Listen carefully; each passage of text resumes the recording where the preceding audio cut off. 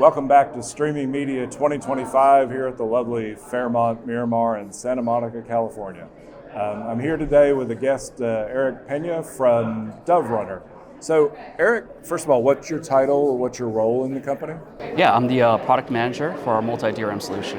Okay, and what exactly is DoveRunner? DoveRunner is a complete 360 content security and application security. And is it focused primarily on live, on demand, or a combination of both? Combination of both. Anything you can think of that you want to protect your content, premium content, you would use DoveRunner to either protect the content with DRM. We also have forensic watermarking for detection and monitoring. We also have an anti-piracy service, and then we also have mobile app security for hardening your mobile apps. Okay. And where do you see the most traction these days? You know, you described quite a few parts of the security process. Yeah. So for multi-DRM, that's always been something that has been very important to premium content companies. But we've been seeing a lot more interest in forensic and distributor watermarking as well. Okay. And on that distributed model, what attracts your customers or potential customers? What problem are they trying to solve? Yeah, so the distributed watermarking is less about like systems itself. It's more of actually the method in which they actually protect their content. So for the distributed watermarking, this is going to be more for the use case of a content house actually syndicating videos. Let's say it's a Hollywood studio. They want to syndicate their screener for a review. Okay. So it's a very one-off, I'm going to send this particular video to this particular company or person. They want to be able to track to see hey, where's this video going, and if it does get leaked, who did it? Okay. The forensic watermarking is more for at scale. So you have many end users. Our systems are designed specifically to be able to cater towards those large audiences, while keeping the storage costs relatively low. Okay. So that's a really good description. Thank you. So at scale is something we're going to talk about in our panel later today. We're going to also talk about sort of casual piracy versus professional piracy.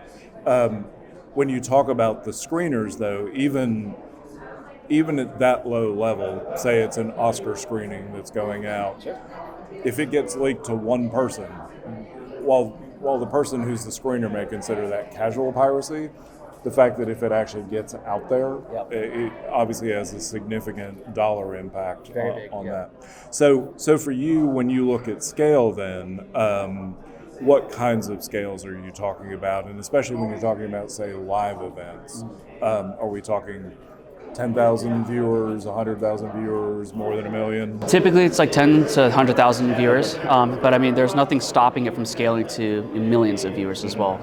The way that it typically works, and the reason why the scale works for this is that when you're generating content, be it live or on demand, you're essentially creating two versions of that content. Right? And so at the edge level or the CDN level, when users go to actually request the content, they're sending along a token that identifies them as a user, and the edge node will actually tailor that manifest with the right segments to be able to build in that user ID. And so it really, at that point, it doesn't really matter the amount of people that are servicing, or that the content's servicing, because the content's going to be only two different renditions of that same content. Okay, fair enough. So, in final question, look out 2 years from now, where do you sort of see security at scale, both for on-demand content and live content? I definitely see that the biggest one for specifically for content security. I think DRM is probably going to see an uptick in differentiation as far as features go. When it comes to DRM, you have play ready, you have fair play, you have widevine, right? For the most part, it's been relatively the same, and they might make some changes along the way, but I think traditionally they really haven't needed to. Okay. Where I think the differences will come in is the additional features that some of these providers like us are going to put together, right? So what things can you tack on to extend the DRM functionality? Fair enough. So stay at the base level of common encryption scheme, but move the feature sets up as differentiators for you as a company itself. Exactly, yep. Okay. And I think, honestly, that's probably the best way to do it at this point. Okay.